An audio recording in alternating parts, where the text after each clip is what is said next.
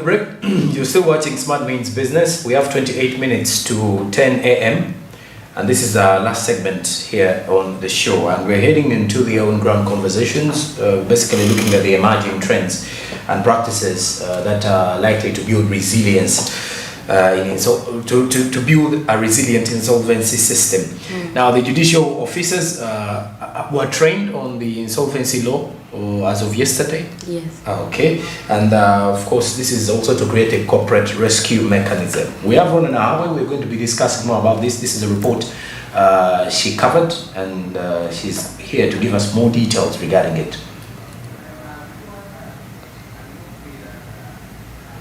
Today is to speak about the emerging issues in insolvency because we have this as an annual engagement. The insolvency regime involves the fact that individuals and registered entities are unable to pay their debts when they fall due. And this is a whole legal process. You as an individual, you as a company, registered company, you are overwhelmed and unable to pay your debts. And it's different from being broke. Many people confuse this. So insolvency is a whole regime, and it's governed by the law. We have the Insolvency Law of 2011 as amended, and the Companies Act 2012 as amended. And what we're discussing is that many companies continue to fail due to different reasons. Many of these reasons are environmental, others are technical, failure in business cycles, the pandemics, the natural causes, like we had a COVID wave that affected many businesses. We had Ebola, we have storms, we have the different seasons that affect our businesses.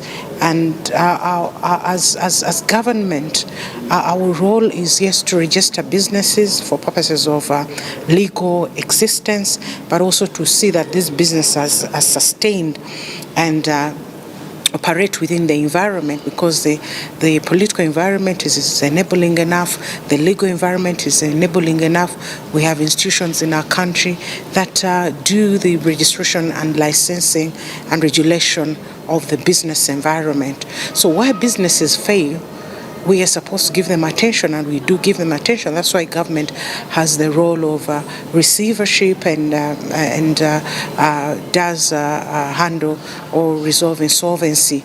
And this is done through engagements with the Uganda Registration Services Bureau, which has the master register of all registered businesses and those that are failing. And many companies or businesses are always advised to assess or do a diagnostic of the company. Why is it failing? Why has it failed when it has been operating for years? Is it internal? Does it need internal rearrangements, especially for individuals?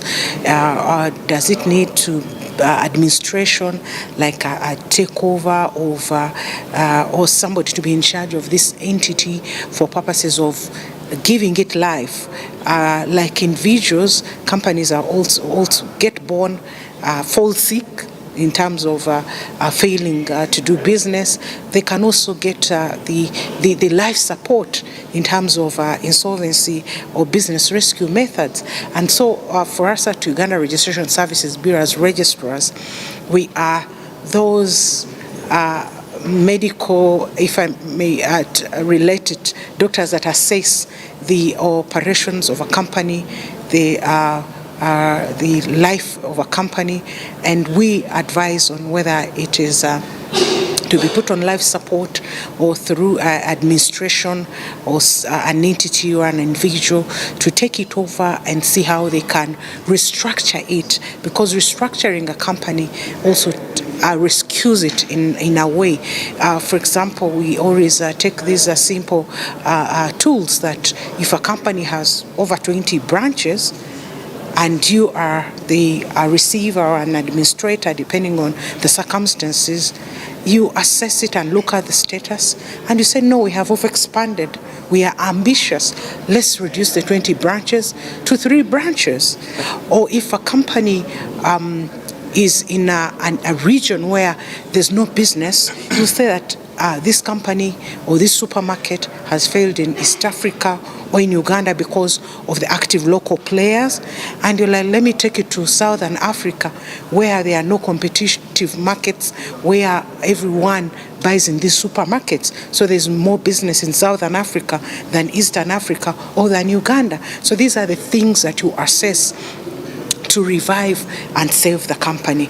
And so these are the discussions that we're having with the judges and the justices and the registrars on how, when these matters are presented to them in the courts of judicature, how do they look at them?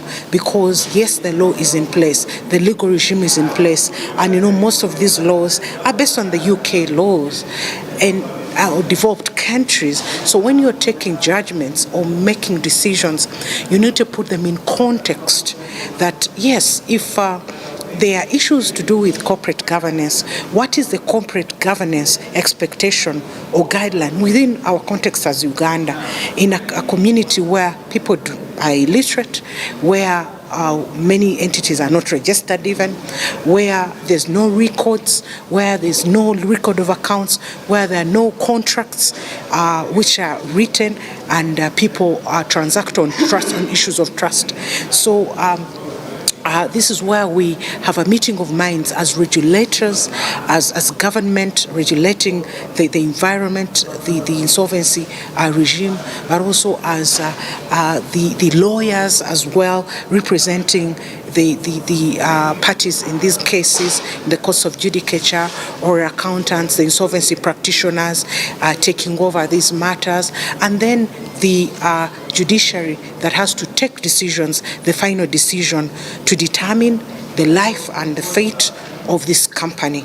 So we have to strike a balance that as we are taking these decisions, we can easily kill a whole economy by letting these companies just go down the drain, by not giving them opportunities to survive and thrive. We can take off down the economy or livelihood of the whole community or the whole citizenship in terms of job losses by shutting these entities down. So it is important that we take them through a process where we have engaged all the business rescue tools, including the bailouts, including the access to the finances, including recapitalization, including the corporate governance structures, books of accounts, transparency, accountability, including engaging the banks, the financial institutions, to reorganize and give opportunities to these entities, especially those that are overwhelmed with loans, to to restructure their loans in terms of payment, to make rearrangements, because maybe this business is expected to make sales, and the containers is a natural cause, and the containers can't arrive because there was an earthquake somewhere, or there was a flood somewhere, and they couldn't, and they lost their goods. So depending on the circumstances, we need to look at the 360 degrees assessment as we're taking these decisions as regulators and as courts of judicature. So this is a whole arrangement that we have with the judicial officers, the people that determine the life and the fate of these companies and individuals in terms of bankruptcy. Before somebody is declared bankrupt, how can they be saved? What are the circumstances? Because some of these bankruptcy proceedings have been tweaked by political opponents and also business failures could have been due to unavoidable circumstances. So we need to bring all these assessments on board.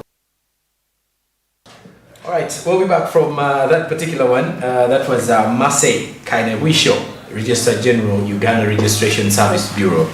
on the issue to do with the emerging trends and practices to build a resilient insolvency. Rona Nahawe was on ground yesterday for that particular report, and of course she's here to give us just a little bit of a glimpse of what was discussed yesterday and the way forward as well. Okay. Rona, by the look of things here, why is URSB in this context here, first of all, and what are they looking at? URSB has growth of businesses at heart. That's their interest. Yeah, so because they are the Uganda Registration Services Bureau. Yes. And what they were doing yesterday, they were training judges, judicial officers, and insolvency practitioners, registrars on better or corporate rescue mechanisms that can equip or rehabilitate some of these collapsing companies, corporate companies. Insolvency, in simple terms, is the inability of one to fail to pay their dues when they fall due. It could be an individual, it could be a corporate company. So you saw what she was talking about. Their stuff of corporate governance is very key. In regards to, if you realize that maybe Uganda has not served as a favorable investment, environment that can suit you, you can move to Kenya where it is favorable. So she was like, shift some branches. The issue, what happened to Nakmat and the recent other one that was replaced by Carrefour. There's ShopRite. Yes. So those corporate companies, these are companies that are brought in by investors and they contribute largely to the tax base. So rescue mechanisms like these and training these judicial officers on the best practices was really paramount for them to rehabilitate and save these companies whose liabilities exceed their assets. It goes beyond proper management, administration, business rescues, very important terms there they use. And I think insolvency, if you watched, of course, business today, yesterday, you were able to learn a few things about insolvency. I think, Andrew, this brings us to the issue that we had yesterday. The cost of doing business in Uganda has become really high. And, the reason it takes us back to the reason as to why people end up evading taxes. Because it does seem like most of them, the profits they would get are the ones they use to clear off the taxes. So that means you're running a business, but you're operating in debts. Yeah. You're operating in debts all the time. Hence insolvency, which they were talking about yesterday. And Arona, we mentioned something that according to the officials of URSB, you are giving the aspect of wage bills. Yes. Being one of the reasons why companies accumulate liabilities, increase. But this aspect of the tax regime in Uganda, because let's take a look at this very simple, I'm not even going to complicate it. Let's be realistic here. You charge me high taxes, I evade them. I'm evading them because they're high, because I also need money. When I'm evading them, the tax base is going to be low. When it's low, as the revenue collecting body, you're going to get inspired to even charge taxes which are unnecessary. Do you realize that in that aspect it's like a cancer eating itself within the system? Yes. Because the more you charge the taxes, I'm also thinking of ways to evade them. But when I'm evading, I'm also doing a disservice to the country. I wouldn't want to, but if I do pay the taxes like how I ought to pay them, I'm not going to be in business. True. And that is the reality, which some people don't want to say about that. Yeah. Honestly. True. So tax regimes, and I don't know why when such conversations are brought up in forums and conferences, it's something that many people in this sector of the business tend to ignore. Yeah. I would expect URSB, they know that these businesses close because of what? The tax regime. Wage bills are not, these are, No, for them, because you can negotiate. I think URSB wants businesses formalized. Formalized. They want them registered. Then URA wants the taxes. The taxes. I want to believe URA, the reason as why most of the Kenyans actually engaged in the protests yesterday is because last year, President William Ruto, in just 2 months after he was sworn in as president, said every Kenyan doing business ought to pay tax.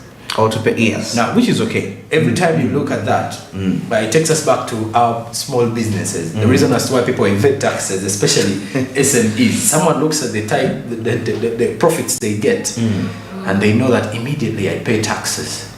I'm not making any money. I'm not making any money. Because in the conversations that URA normally has, I think they have to always listen to these taxpayers.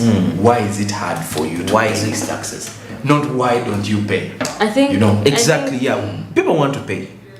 I think there needs to be a cohesion of some sort, especially for these corporate companies and big companies, because we're talking about the likes of UTL, yes, the likes of Crane Bank, the likes of NACMAT. Now, big franchise. Yes, big, multinational companies. Now for UTL, it was under insolvency. Yes, it went bankrupt, but it got into receivership. It was under receivership for a period of 5 to 10 years, and it was revamped, and it is kicking. So the issue of taxes, even though I told you that I asked that question and it was avoided, the issue of taxes and cohesion between URSB, because the moment you are registered in URSB, automatically the database switches to URA, you have to pay taxes. Yes. So the issue of taxes not being favorable for the investment climate, but these investors are given what do you call them?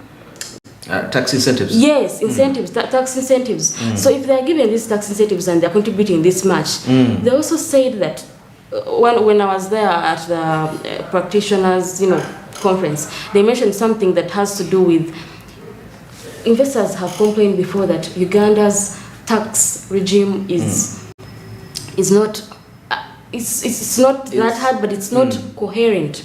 It is not bringing together, it's not favorable for these people to invest. I know. That's why many businesses back. But I think there needs to be some sort of, togetherness and unity to bring back. And that's why they were training those judges yesterday, URSB, to bring them up to speed to the emerging trends and practices to build a more resilient, insolvency regime. Receivership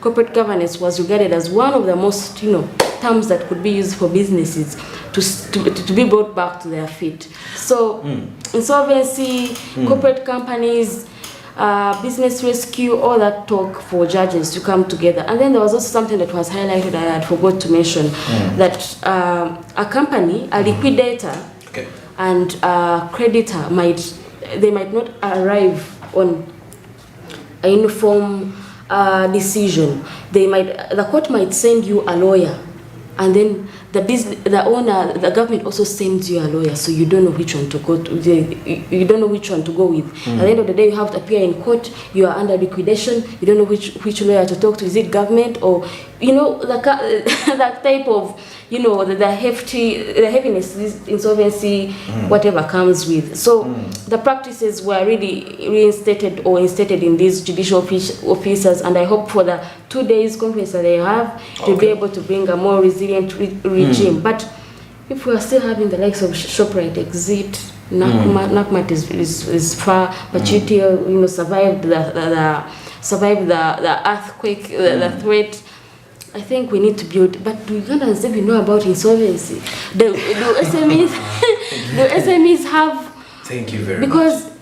70% of the business in Uganda are small medium, yeah. Yes. And so I asked the director Robert Mugabe, and he told me that we are not saying that they should not run away. We are saying that it could be an individual or corporate company, but I said, please bring these services closer to also them, because we are worried for them. There are many businesses that don't make it to their first birthdays. True. And they are saying IFRIs. Last time we were talking about IFRIs. Most of them. They are talking about tax regimes. They are talking about they're trading.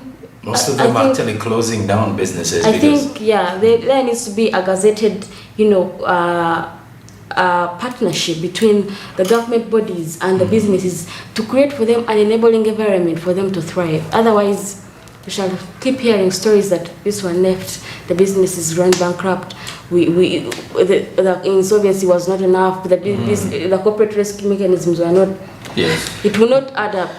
Well, and as we are signing out, I want to believe as well that my other concern, where I was saying really URA needs to ask why Ugandans evade these taxes. Taxes, yeah. Because I don't think someone can run a business where they are paying rent and they fail to pay rent if they still want to run their business. Exactly. That is so, because if it is taxes and they are really, someone sits down and they are a bit fair to them, people will clearly pay these taxes, minus evading them. Reason as to why people always do this kind of shadow businesses or whatever we may call them, or money laundering businesses.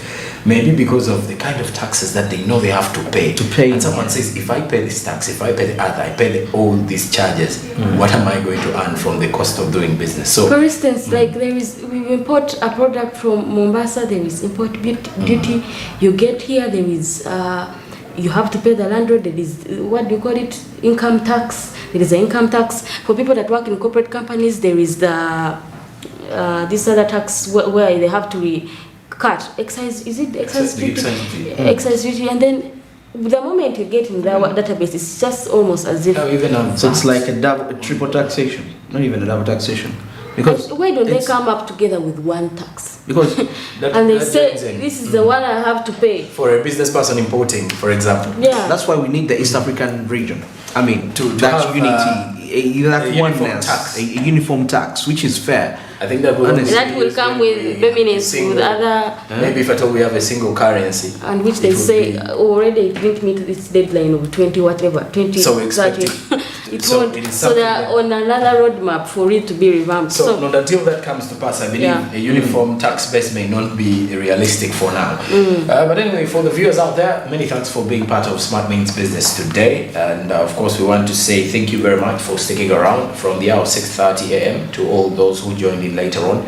The show is now coming to an end. We have 7 minutes to 10 a.m. Coming up shortly will be Financial Markets with Anthony Sebali. I'm Gerald Paul Sonko with Ronan Ahabo here and Andrew Barije. We've been taking you through the morning show today. And obviously, more programs yet to come on the day, including Yugi Tukole Skill Up. There is also Jane Kolila with Hassan Nduga, and of course, Business Today late in the night at 9 p.m. But as we are signing out, remember to invest in government bonds and securities by using the Zabo platform. Use the USSD code *292#, follow the prompts and register with the platform. Registration is as simple as it gets with only your NIN, and you can kickstart off your investment in the next 24 hours. The markets open at 8:15 a.m. and closing time is 3:15 p.m. East African Standard Time. Note that these markets are fully closed during the weekends and on public holidays. Zabo, my money, my future. All East Africa, do something new. Have a good day. Good morning.